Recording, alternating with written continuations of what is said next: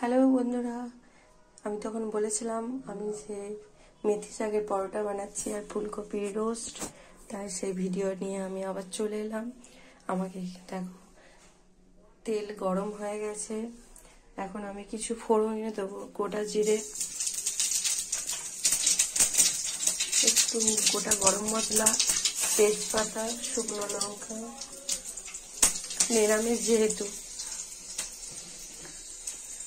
তারপরে আমি মশলাটা অ্যাড করব। এখানের মধ্যে মশলাতে ছিল পোস্ত, মগজ বাটা, টমেটো বাটা, টক দই, কাশ্মীরি রেড চিলি পাউডার, জিরে গুঁড়ো, ধনে গুঁড়ো, সামান্য চিনি। এই মশলাটা এখন একটু কষাবো। এই পাশে দেখো ফুলকপি, ক্যাপসিকাম, মটরশুঁটি নুন দিয়ে তেল দিয়ে ভেজে রেখেছি। হলুদটা দিইনি, যেহেতু একটু সাদা সাদা ব্যাপার আসবে।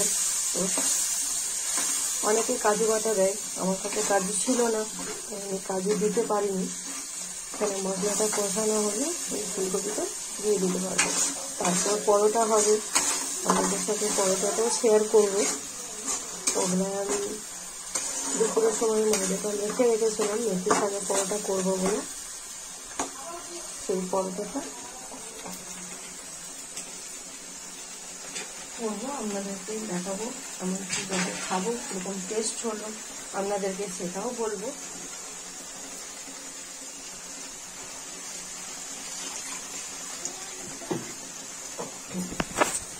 আমার তো ফোন ধরার লোক নেই, ছেলে পড়াশোনা করছে আর আমি একা।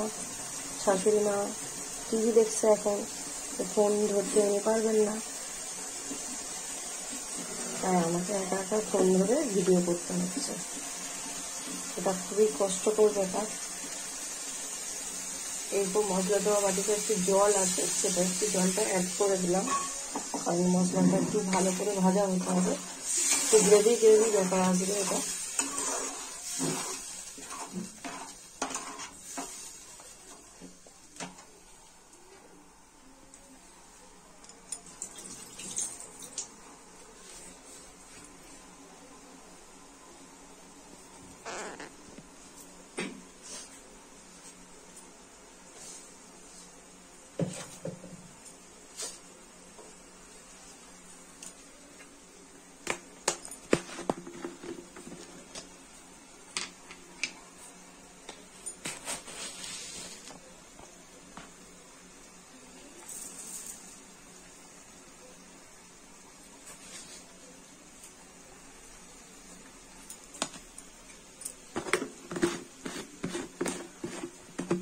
অনেকে ঝাল খেতে পছন্দ করে, আমাদের অতটা কেউ ঝাল খায় না এখন, তাই একটু চিনি অ্যাড করলাম।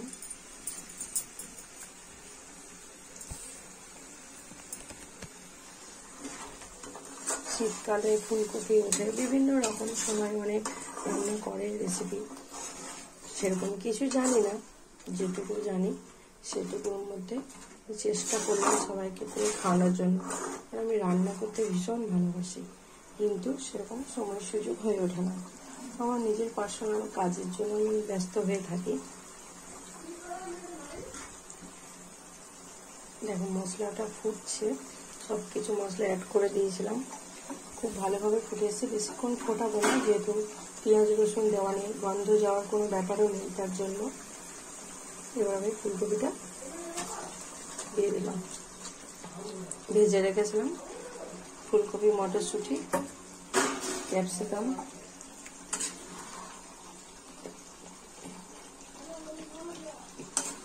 আমি একটু কাশ্মীরি পাউডার মানে রেড চিলি পাউডারটা দিয়েছি বলে একটু লাল লাল ভাব এসছে, নাহলে একবারে ঠিক সাদাই হয়, যেহেতু মগজ বাটা পোস্ত বাটা দেওয়া আছে।